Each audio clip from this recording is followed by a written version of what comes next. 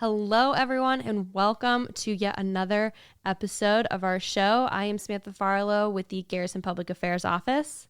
Hello, everybody, and I am Sergeant Brianna with the 1st Cavalry Division Band. And this is Fort Hood's Great Big Podcast.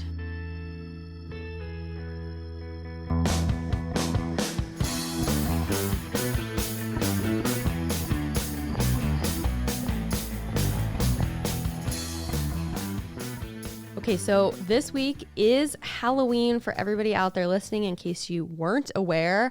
So with that, we have to talk all things safety. So we have two very special guests with us on today. Would you guys like to introduce yourselves? I'm Julie Cordova from the Garrison Safety Office. And I'm Doug Huddleston from the Garrison Safety Office. Well, thank you guys for being on the show. Thank you. You bet. Okay, so like I said, we're talking Halloween and safety. So we are still living in the age of COVID. So do we want to talk a little bit about some protocols that we have going on here on the installation and what people should, do themselves?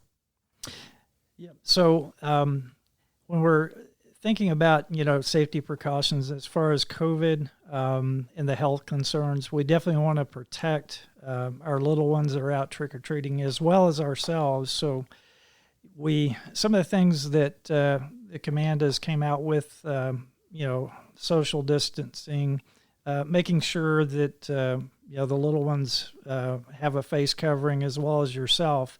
But you want to consider, basic hygiene type things.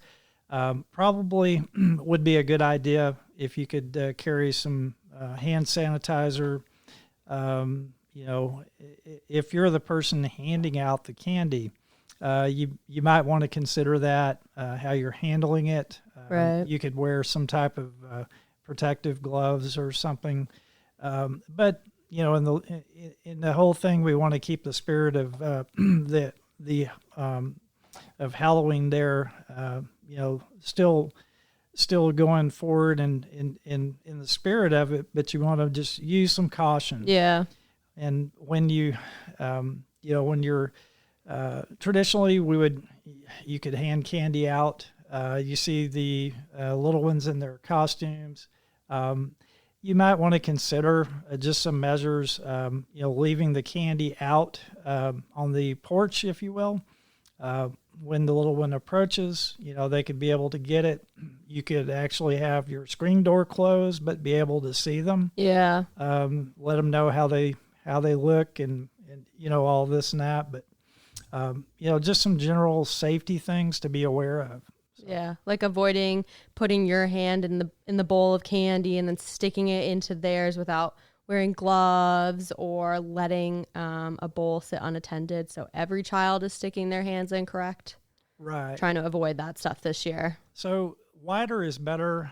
Some of the things that we've seen used would be a wide bowl, very open. Okay. So that they don't have to cramp their hands and put it in there and dig around. But again, after they get their goodies and they're headed out,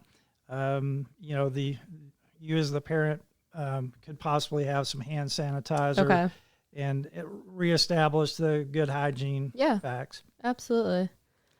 Another suggestion that was put out was if you live in base housing and you're taking your children trick-or-treating, to stay in your housing area, and that way you're not spreading the virus to other areas. Okay. So on-base housing for trick-or-treating this year is going to be on Halloween, correct? Yes, this Sunday from 6 to 8 p.m. Okay, very exciting. We're actually trick-or-treating on Halloween this year. Who doesn't love to do that? Exactly. So much fun. Yes. Okay, so we've talked a little bit about trick-or-treating. Is there any other safety measures that go along with trick-or-treating that we need to cover? You want to make sure that you put your little ones, when you put them in their costumes, that they have bright reflective materials. Okay. Maybe give them a flashlight, some of those glow sticks, so that they can be seen really well by vehicles. If they're 12 or under, you should really accompany them. Okay. If they're older, make sure you know where they're going. Have them cross at the intersections where there's crosswalks. lights or crosswalks whenever possible. And as drivers, just slow down and be really, really cognizant, because kids get excited and they're going to dart out in the road between cars. And so you just have to really, really slow down and pay attention. Okay. And the DES, which is our Department of Emergency Services, has stated that they are going to have an increased police force out, just kind of monitoring, making sure everything is safe and everybody's good to go, correct? That's correct. Okay, perfect. So with Halloween, of course, there are always other things that people are doing besides just trick-or-treating, like carving pumpkins and having their pumpkins, all lit up with candles. Are there safety protocols that people should know about that stuff?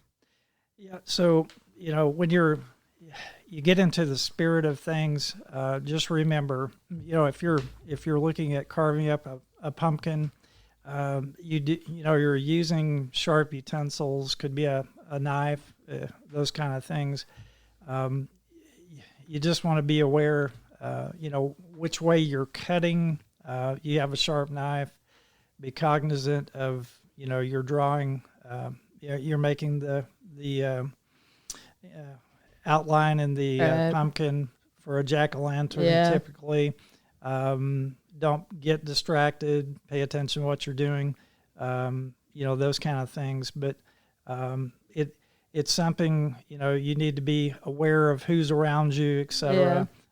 Children, they get excited when this season comes around. So you definitely want to have it, in an area where you can kind of control things and be cognizant of the direction you're cutting. Then there's the removal of the insides of the pumpkin, doing that. So, just be aware of those type things. Okay. And for those people who are doing any last minute decorations, what safety tips do we have for those people? Be really, really careful. Don't have any open flames. Okay. Even in your pumpkin, you can get those little battery operated tea lights. Oh, okay. And you can light up your jack-o'-lantern that way on the porch. Right, and then you don't have to remember to blow out the candle later because it's electronic. Right, and the children don't get near the flame and maybe something happens. So, yeah. Always stick with LED lights. When you're decorating your yard, make sure you've picked up all the toys and bikes and things that the little ones could trip over. Sweep any leaves that might cause them to slip, and light your pathway really well. Okay. I think those are all really great tips. Are there any other tips that we need to cover? Yeah, possibly. We have some really innovative costumes. As Julie mentioned, making sure there's some type of visibility, reflectivity. But you want to basically ensure that the costume's not too long. Right. One of the things, obviously, in the safety world and arena that we look at are slip, trips, and falls. So you've got those little legs going, and they're excited, and you've got a curb coming up. They're not paying attention to that. So costume fit, can they get around? Can they walk? Those type of things. Okay. Can they carry their candy easily? Exactly. Speaking of candy, Yes. always tell your little ones not to eat the candy until they bring it home, and then so you can examine it and make sure it hasn't been tampered with. Okay. That's a great tip. Well, I want to say thank you guys so much. I also want to emphasize, as we're closing out this segment, that trick-or-treating again for Fort Hood is going to be on the Halloween, so the 31st of October. It is in the evening from 6 to 8 p.m. And for those people who are going to be handing out candy, make sure you have your lights turned on, your porch lights turned on, so that kids are aware of which houses are handing out candy and which houses are not. All right. Well, thank you guys so much for being on the show with us. Thanks for having us. Thank you for having us.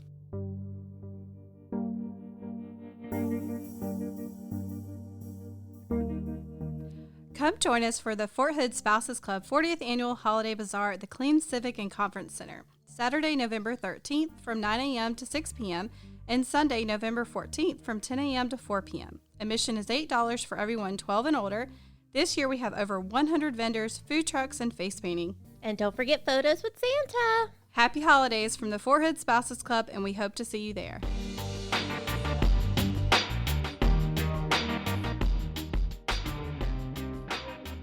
Okay, so we have talked the upcoming Halloween safety already, of course, for spooky season. But after that, we have more exciting events happening here at Fort Hood, including a Mil Expo, which we have Mr. Ronnie Russel here, who is the CEO, correct? Yes. Of Innovation Black Chamber of Commerce. Welcome on the show. Well, thank you guys for having me. The last time I was here at 3 Corps, I was actually at the security. Oh, with really? Oh. NCOIC, so Wow. I don't miss it not one bit. Oh.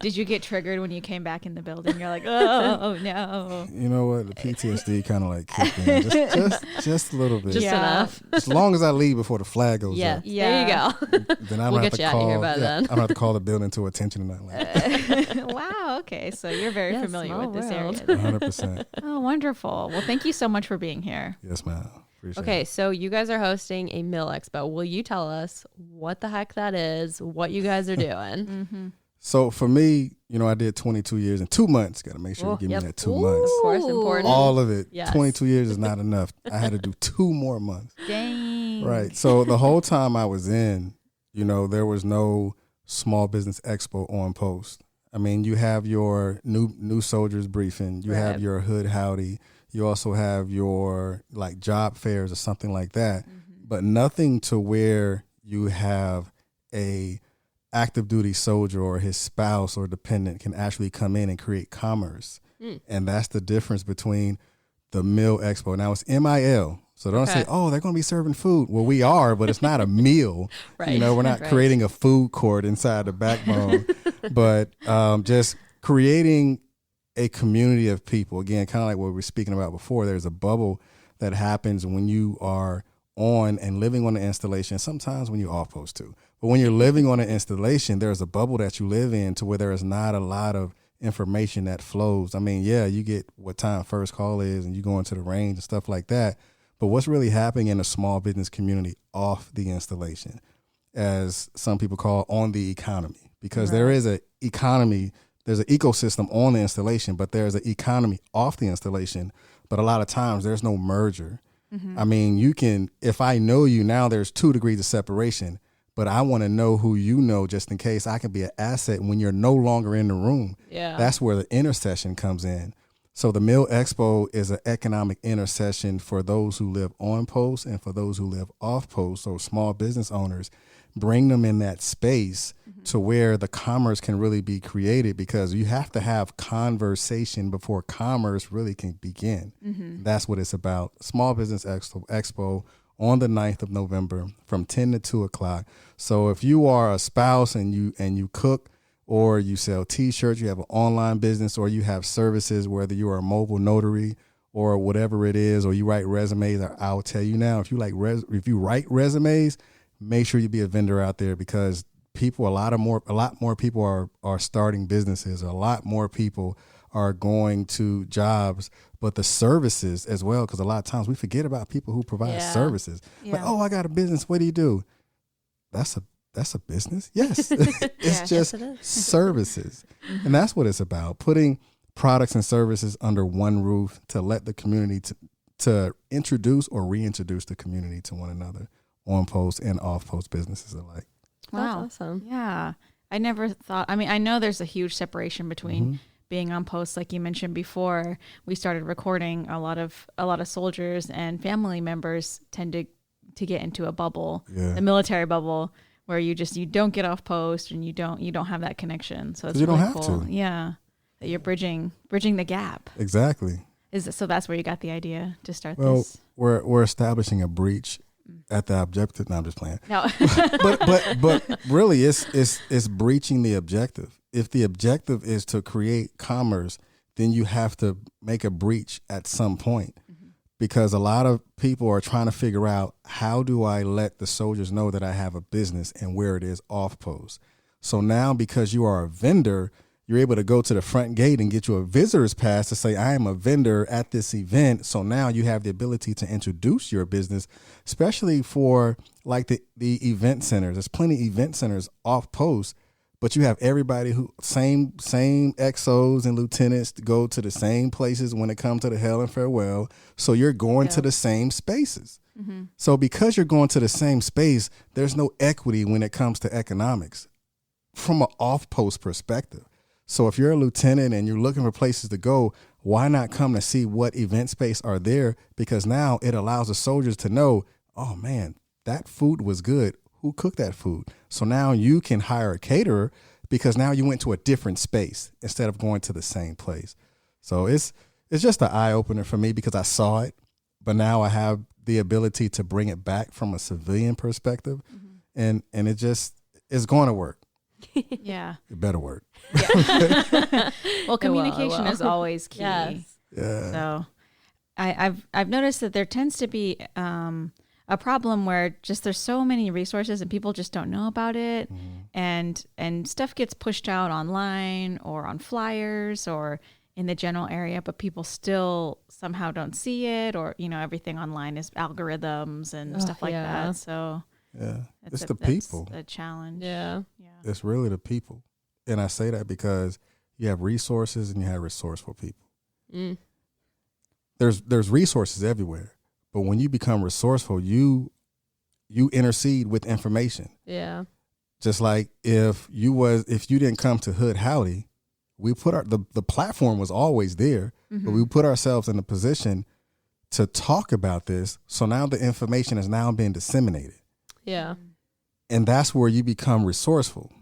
And that's why this podcast is resourceful, because it allows people to speak from a different medium of looking at what people are normally used to hearing and receiving their information from. Yes. Yeah. So it's the people. We, the people, have to get out to pass the information on, because, again, the information creates the opportunity. And this is what this is doing. The information creates the opportunity for a spouse to create an additional stream of income, because she works when the soldiers leave, or he works or he stays when she goes, to the back 40 and stuff like that. So let's create more opportunities by disseminating more of the information. I can tell you were in the military for 22 years. And 2 months. Oh, yeah, and 2 months, sorry. Can't forget the 2 Yes, months. Not forget. Give me. Okay, so this opportunity, like you said, is incredible. Yeah. And I think it will provide people something that they didn't even know that they were missing out on. Yeah. Yeah. So with that, who can we expect to be there? So you've Let's said military see. spouses already. So are we expecting active duty people or National Guard or reservists? What kind of people are the vendors going to be? And for people who are listening who may want to be a vendor, what should they do in order to become a vendor? Let me pull out this handy dandy cell phone. What did we do before? How did we I function? We had notebooks. What are you talking about? I have one with me right now.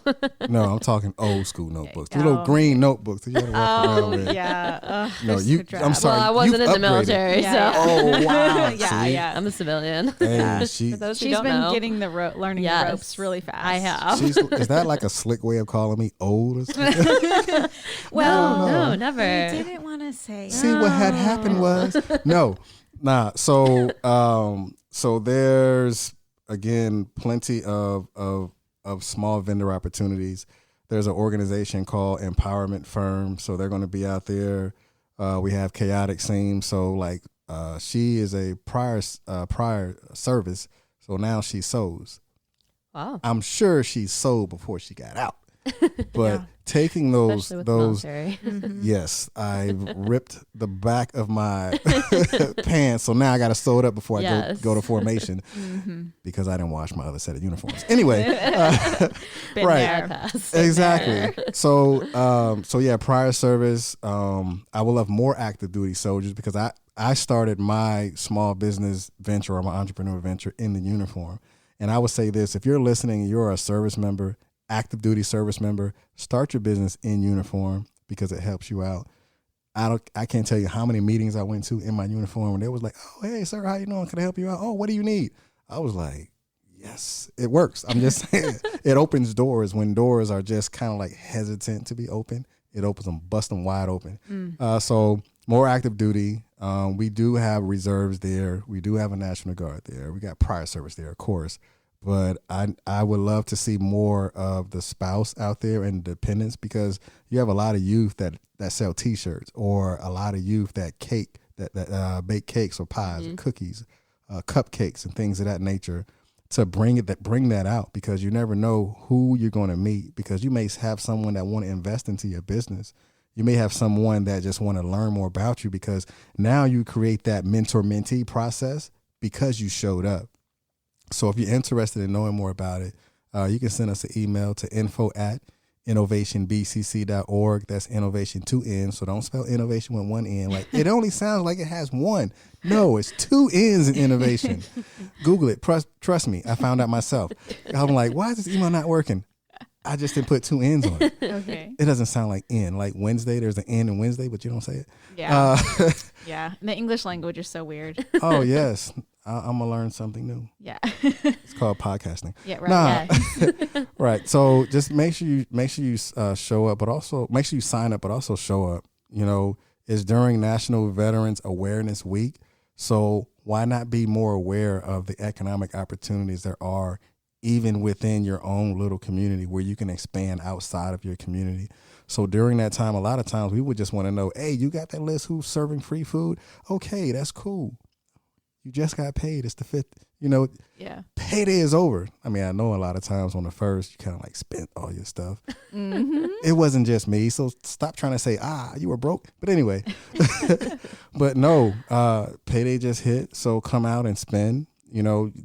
There is a good way you can pay it forward. Pay it forward into someone that's there, because you're going to meet a new friend. That's the main thing. We need to go back to building relationships, because we can intercede, but what do you do after you intercede? Yeah. You duplicate that process. That's awesome. Okay, so recap just really fast for me. When and where, and if the public wants to show up, is it free for everybody who wants to show up? Could you give us those details one more time? All right, here we go now. Real fast. So on November 9th at the Backbone, it is totally free to the public. So make sure you show up. I don't care if you're not coming to buy anything. Spend time with someone who need to know you.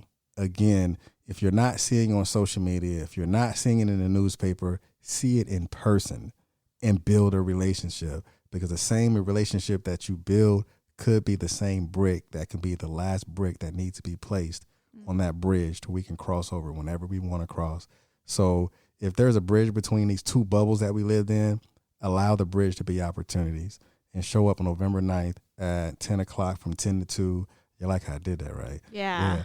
Yes. You're really good at this. Of course. I'm just saying. I just can't shout out my own podcast. Yeah, But, you can. But no, just make sure you show up. Come to the Backbone. Be there at 10 o'clock. Don't be late. If you're late, I might call your name out.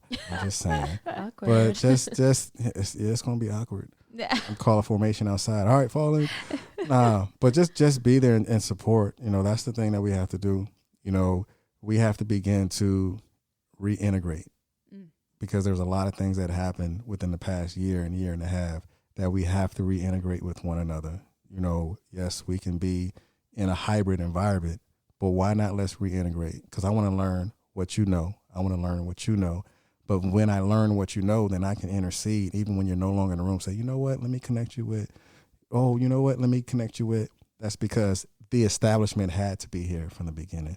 So that's what we're doing. Come out there November 9th, 10 to 2, Mil Expo. If you want to be a vendor, sign up, call 254-415-9951, 254-415-9951. Send an email to info@innovationbcc.org, 2 N's, innovation@bcc.org.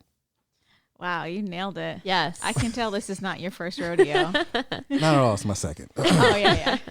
All right. Well, with all of that, we want to say thank you so much for coming on, and we expect everybody to be there on November 9th. Or we'll have a formation outside. He's going to get you. Yes.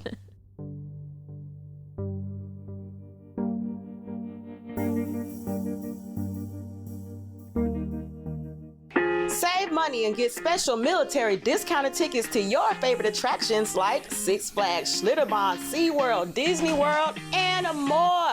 Stop by our Leisure Travel Services office located right here on post to get those tickets. For more information, go to our website at hood.armymwr.com. Have fun!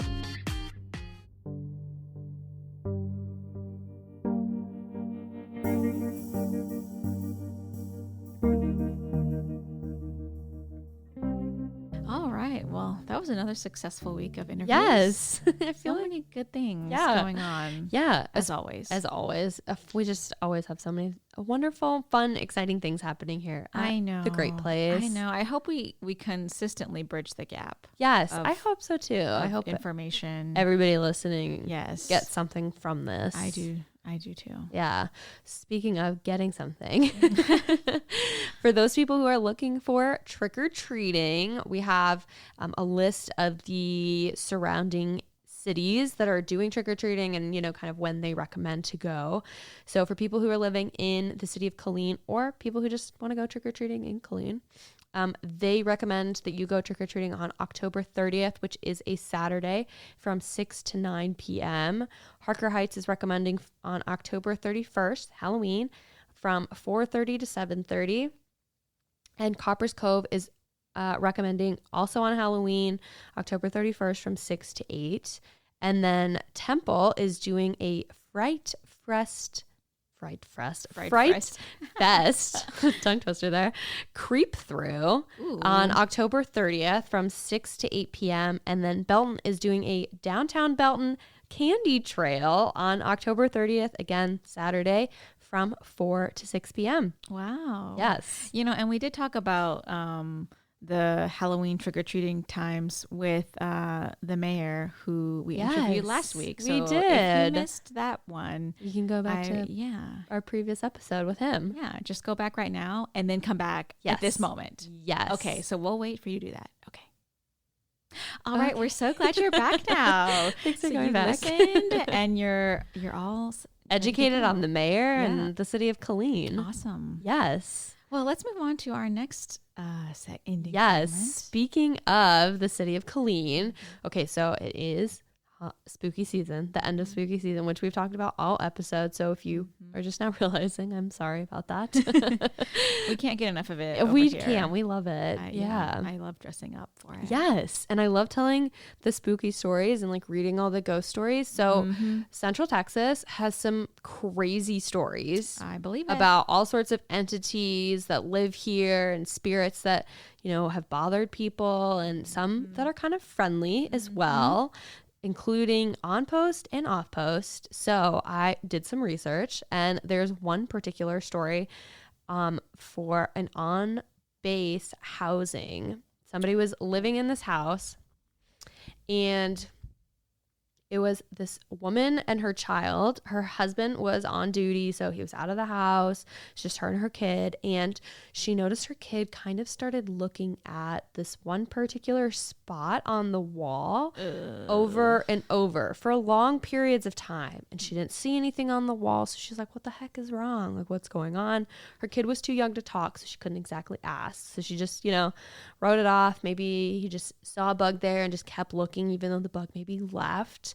And eventually it gets to the point where she is in the room with her kid and she hears this whispering that's happening and it suddenly gets kind of loud and it's followed by the distant sound of running water. So she sticks her head out, out into the hallway to see what's going on. She doesn't see anything, but she does hear that the voices get louder. So she walks out and wouldn't you know it, when she gets to the spot where her kid was staring at the wall, the voices are super loud. So she's walking closer. She has to start going down the stairs. And as she does, she feels this like force just push her backwards. So she falls on the stairs. And as she's getting up, she looks down and the next stair that she was supposed to have taken, there was a toy there where her foot would have gone. So it turns out that the entity or spirit or whatever force pushed her, actually ended up saving her. That is so creepy. I know. But somehow comforting. Yeah. Yeah. And I was like, weird. Yeah, that is weird. Yeah. So I guess her and her husband and her child promptly moved out. But thanks to that ghost, she was alive. Wow. Yeah. So there's that. So I also read this other story. There's just so many from on Fort Hood, as well as in Killeen and in Waco and in Salado. Yes. There's one in Salado. I didn't know this. Apparently, the conquistadors came through this area at one point, and there was all this gold that the Native Americans had and that they wanted. Of course. So they had this gold. They decided to protect it, and they put it in this cave that was in Salado. And the Native Americans were the ones who were forced to put it in the cave. So they did all the manual labor, and eventually they decided that they weren't having it anymore. So they did kill all the conquistadors, but it is rumored now that that area, you can hear people speaking Spanish, even though there's nobody around. And you can hear like the metal clinking of like their swords that they had, like clinking around on their belts. You can like hear them. And nobody has been able to find all the gold ever since, even though it's supposedly still in the cave. That's crazy. Yeah. I remember, I know we've had Sentinel articles about hauntings. Yes. And it's so interesting. Yeah. But also like fun. Yeah. It's scary for as long me. as it's not happening to you, Yeah, I feel like it's exactly. really fun. Yeah. I like getting that adrenaline rush. Yeah. But then promptly leaving the Yes, conversation. yes. Like, wow, so interesting, I but not know. applicable to me. Right. Wow. Yeah, I know a lot of posts around, and not just Fort Hood. Yeah. Have a lot of hauntings and Yes, a they lot do. of history. Yeah. And that comes with being established. Yes, and, the and- age of yes. the post. And yes. So Speaking of yeah. having things being applicable, though, you have your own stories. I do, yes. So I actually grew up in a haunted house. Yeah, it Wow. was pretty awful. And my whole family, we had to move because it No was so way. bad. Yeah. Oh my goodness. And it kind of changed my life, to be honest. Like, I don't want to sound melodramatic, but No, I think that's fair. yeah, it was, I mean, and if you're listening and you've gone through paranormal experiences in your home, you understand that I feel like we're all part of this like unspoken club. Yeah. It does really change you because it makes you come face to face that there's that in your reality that there are things that you cannot explain. Yeah. There are things that we don't understand. And that's scary, you Yeah. know, not having that control and not knowing. But yeah, so my family, we lived in North Texas. Okay. And we moved into this house. And I can't believe I'm saying this. I was seeing things for about a year before I even told a soul. Wow. Because and I was a kid. So Right. we moved into this house. It was 2 stories. Okay. It was, and I'm a twin, right? So I always had to share a bedroom. Right. But this was the first house where I got my own bedroom. Ooh. But I promptly moved into my twin sister's bedroom because things were happening when I was alone in my room. Yeah. So, but I didn't say anything because I just didn't understand it. You know, and I was a child. I was You're about too 7. young. Yeah. But I was seeing full body apparitions in our home. Whoa. In our upstairs bathroom. There was a man that I would see in there all the time. Yeah, I would feel things. They were like kind of amorphous blobs that would kind of float into my room, like kind of above on the top. And they would just stay there. Yeah. And sometimes they would go through the wall. Like I would just watch it go by. So there were like, well, I don't want to say good and bad spirits, but there were just some beings that were not harmful. And Right. then there were harmful ones. And we found out later that our house was built on an Indian burial ground, which was why we had to leave. Right. But yeah, so many crazy things happened. We would be in the house and all of our electronics would go crazy. Like our TV would turn on at full volume. Whoa. On and off. And you know, you have to manually, and this was like in the 90s. Yeah, see, So you had to manually turn the remote Right. up, and we would never ever listen to the TV that loud. Yeah. But it would turn on usually in the day, But sometimes at night, the microwave would go on and off. Yeah, there was a lot of activity in the kitchen. There was a lot of activity everywhere, honestly. But the darkest spot, there was like, kind of like in Harry Potter, there was like a cupboard under the stairs. Whoa. And it was always at least like 10 degrees colder. I was just gonna ask to the rest of the house. Yeah. And like when you would open it and go in, you would just feel like this oppressive dark force. Like you would just feel sad. Yeah. And I didn't even like looking in the direction of the closet. Either. Yeah.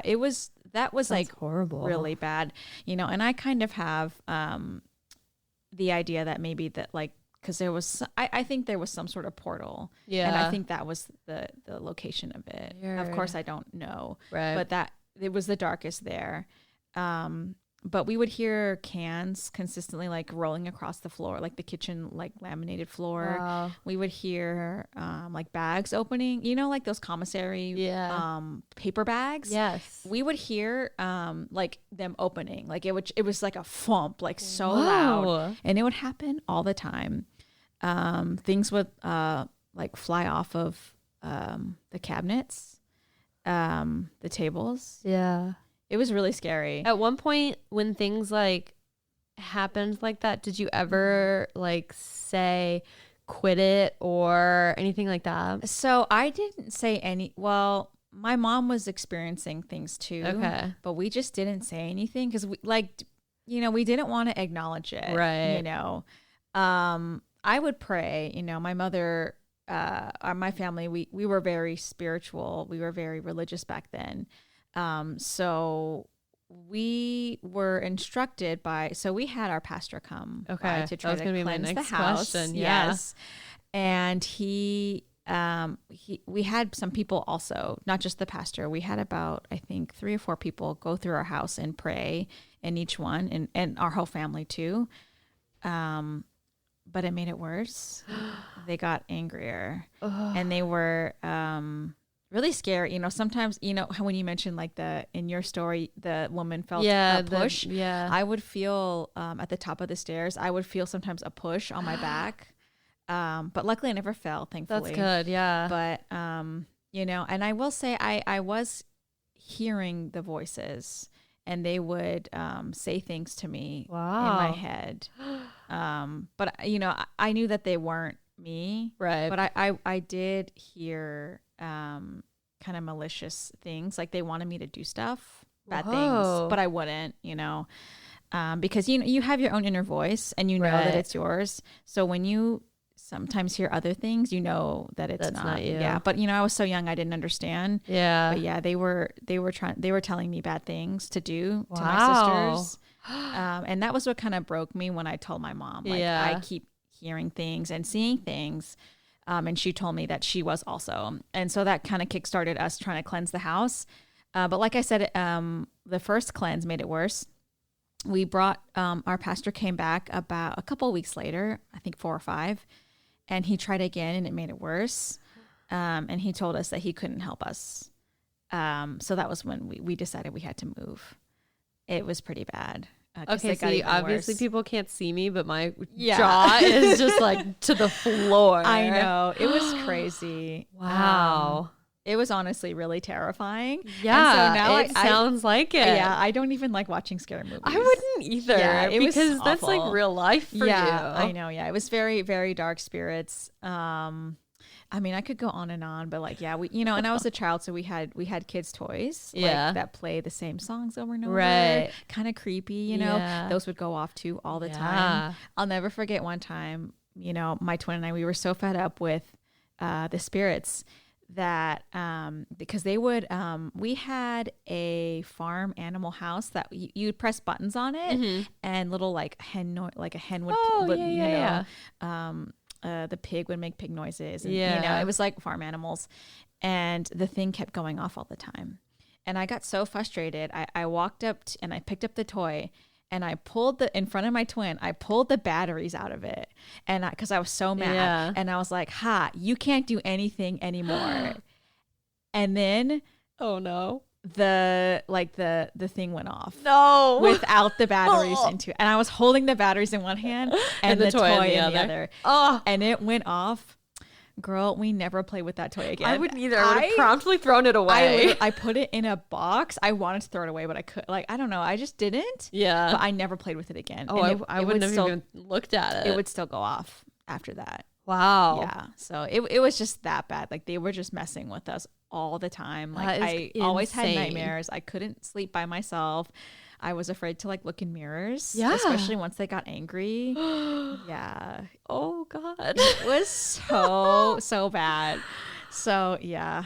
Oh wow. But it got better once we moved, obviously. That's good. Yeah. They didn't follow you. No. They stayed with their house. Yeah. That's good. I think they are allowed to be on that land because we just couldn't do anything. Yeah. So, and I learned a lot, obviously, and I don't know everything, but yeah, I mean, I do believe in spirits. I do believe in ghosts. Yeah, I would too, especially after your experience. Yeah, just, I've seen too much. Yes. And and I'm confident enough to say I just don't understand it. Yeah. And I just try to respect it. I still love spooky things. I love going to haunted houses. But yeah, that house really, messed with changed my whole everything. Family. Yeah. So dang. Yeah. Crazy. Wow. Crazy intense time. Story. I know. Yeah. Yeah. Thanks for letting me tell it. You're so welcome. I feel kind of bad about, the saying the bad things, the voices were trying to tell me to do. But, I was a kid. So. Yeah. You didn't know. I mean, you didn't do any of it. No, so I didn't. That's what matters. Yeah. Yeah. Being as young as you were able to see, what was right and what was wrong. Yeah. Yeah. I mean, it was crazy. So, yeah. But I know, if I almost, want to tell our listeners, if you have a scary story yes. or something has happened to you on Fort Hood, you should email us. Yes, right. And tell us, because we'd love to hear your story. Yeah, absolutely. I know October's ending soon, but it is, but we'll still listen and we Yeah. can still share them at any point. Yeah, I think people would be really interested in it. Yeah. Because we love, we love hearing from you guys. Yeah. And we also love sharing your stories. Yes. This podcast is for you. Yes. So yeah, we would love to share that. Yeah. Yeah. For sure. Speaking of sharing, I have some news. Yes. Yeah. Share your news. All right, More guys. sad. I know. So this is actually my very last podcast with you guys. We're very sad. I know. Yeah. I'm heartbroken. I know. So actually today, as we're recording, is my last day active duty. Wow. Yeah. So your girl's gonna be retired tomorrow at the stroke of midnight. Yay. I'm gonna turn into Cinderella. Yes. I'm a civilian.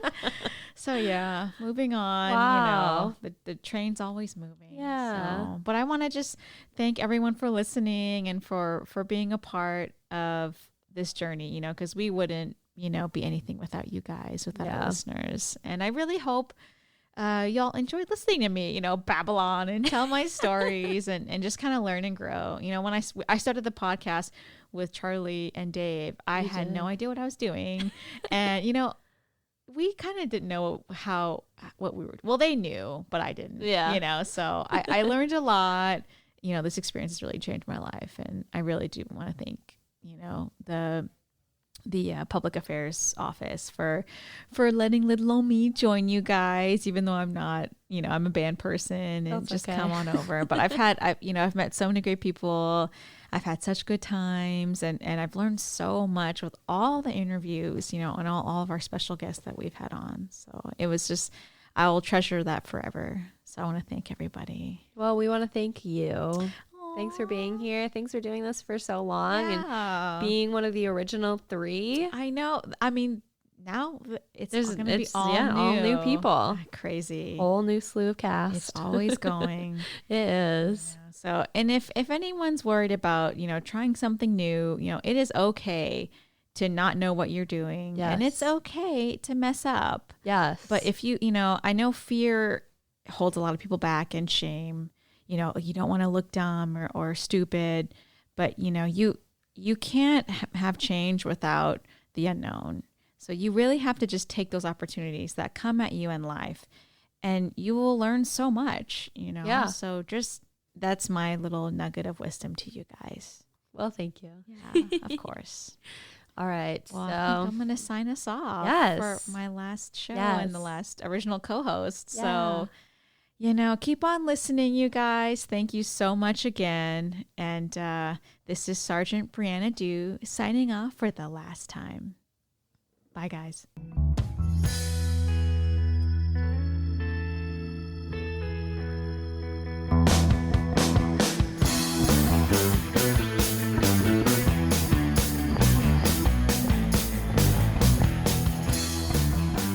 This podcast is a U.S. Army Garrison Fort Hood and Fort Hood Public Affairs production.